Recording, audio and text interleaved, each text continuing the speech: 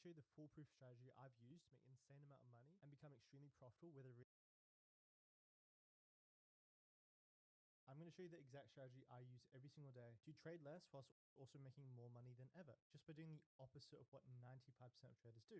And that's why it works. Just in this year alone, I've already made over $1 million trading this exact strategy that I'm about to show you. And this strategy has around a 77% win rate with an average risk reward of 1.97. But you're probably thinking, if the strategy works so well, why are you sharing it for free? Well, first off, the strategy is pretty boring and actually takes a lot of effort to make work, but it's worked better than anything else I've ever tried over my past 6 years of trading. I know most of you watching this right now probably aren't going to do the work required to get the results you want. You've probably watched a couple other videos like this, thinking that if I can just copy the strategy, it'll be easy, it'll be effortless, but yet nothing changes. You learn more, but your results don't get better. This is because you conflate knowledge with understanding. The learning is in the doing. It is in having a journal, collecting data, and refining. What I'm about to show you is useless if you don't take action on it, if you don't use a journal to practice and find out how it works. So there's a journal in the link in the description below in the Discord server. Just join there and you'll be able to access all my information and implement this exact strategy. And the second reason is that the best way to learn is to teach. This is why I make these videos. If you want to know something, you read about it. If you want to understand something, you write about it. But if you want to master something, you teach about it. So in this training, we're first going to cover some theory behind the strategy and why it works. We'll cover some order flow and some auction market theory. We'll then go into the actual technical strategy, breaking it down step by step to give you the best understanding possible. And then we'll go through some actual trade examples that I've taken, showing you in real life market conditions, exactly how the setup can play out, and then ending it with some implementation and some action steps for you to take so you can actually get the results you want.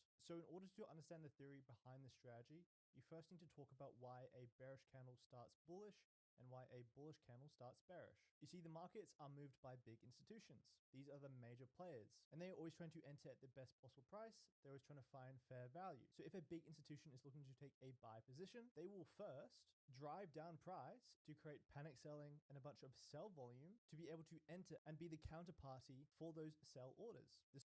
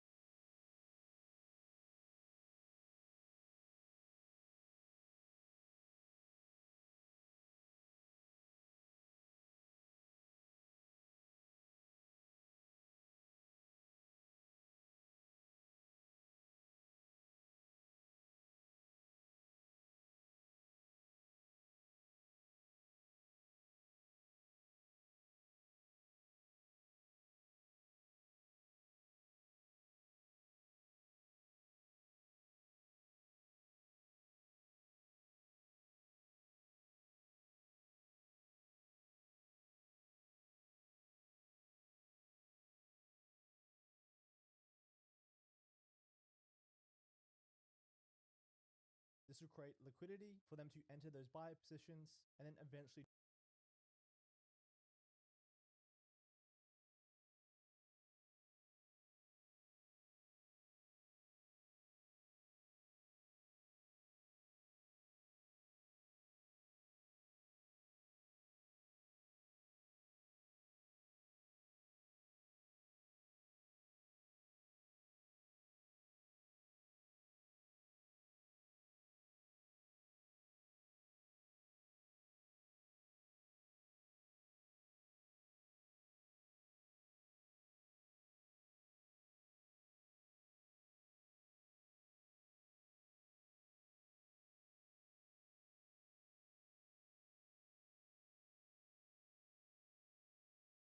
drive price higher later on in the day. And so a simplified way to think about this is that in order to push bullish, we first have to push bearish. In order to push bearish, we first have to push bullish. And so you want to think about price action like an elastic band. It is a wrestle between buyers and sellers. The more you drive in a certain direction, the more likely there's going to be a pullback. As volume starts to decrease, price becomes a bit too imbalanced. Because in order to continue that bullish move, we need to collect some more energy in order to then, again, continue to drive up further. For example, for the day to be bullish, we first have to move bearish to create that daily bottom wick, to create that sell volume for the big institutions to become the counterparty of those sell orders, for them to be able to then step in and then drive price higher later on in the day. And most traders already know this. They already know how the market moves in cycles and they're trying to take these big expansive moves. But I simply do the opposite. So the core idea of this strategy is to understand how price action moves and how these big institutions participate in the market, but I do it in a different way than most traders think. I'm not trying to trade direction. I'm only looking to take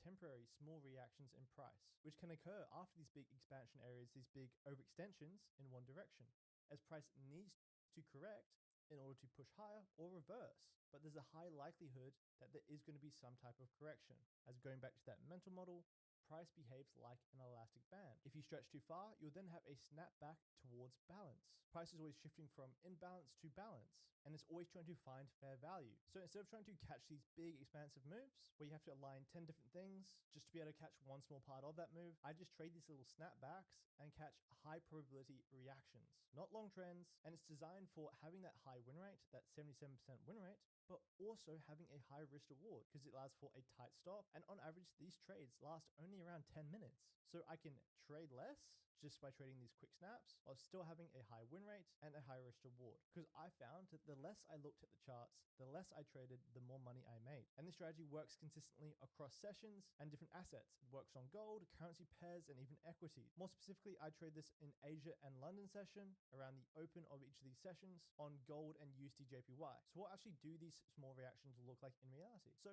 what happens if price doesn't create that bottom wick? We don't push bearish first before that expansion. What happens if price opens and just immediately continues pushing bullish without any pullbacks at all? Well, what you tend to find is that later on in that candle, it tends to reject. This is actually a reversal signal. And for the last 6 months of my trading, I've purely been focused on waiting for this overextension and just catching these small reactions. And the name for the strategy is called a candle behavior reversal. Continues pushing bullish without any pullbacks at all. Well, what you tend to find is that later on in that candle, it tends to reject. This is actually a reversal signal. And for the last 6 months of my trading, I've purely been focused on waiting for this overextension and just catching these small reactions. And the name for the strategy is called a candle behavior reversal. It is a time-based, context-dependent reversal setup that exploits a predictable correction following an overextension. I mainly use it on the hourly candle, but this can be used on the daily, the weekly, as price action is fractal. So now let's go over step by step exactly how to use this strategy and find the best setups. Step 1 is just to define a middle time frame range. Okay, what do I mean by a middle time frame range? I'll be really clear on my definitions here. I define middle time frame by the past 5 to 12 hours of price action. I'm not talking about a specific time frame such as the hourly chart, 30-minute, 15. I'm talking about duration of price action, because every time frame shows the exact same thing, just in different amounts of detail. I don't think about taking 10, 15, 20 pip moves. I think about catching 10, 20, 30-minute moves. And I became profitable when I started thinking in time. And so now that we've identified what the middle time frame means, how do we identify if the condition is a range? And here's a pretty simple definition here. I identify a range as whether on average over those past 5 to 12 plus hours, how much we correct the previous move. Is it only 25%, the upper half? Is it to 50%, around the midpoint, or is it over 50% to the bottom half? And you can even go further around, over 100%, you have a breaker structure against you. And so on average, over those past 5 to 12 plus hours on the moves of market structure, how much are we correcting? But why do we want to identify a middle time frame range and condition? Well, simply because we're looking for reversals. We're looking for small reactions in price action. So we want to be trading in a condition that benefits that type of trade. If I was looking to trade continuations, well, I want to be in a more trending directional condition. If I want to trade small reactions in price action, I want a condition where on average, we're just correcting back towards the mean. Most people think ranges don't have direction, but this is probably the easiest market condition to find direction.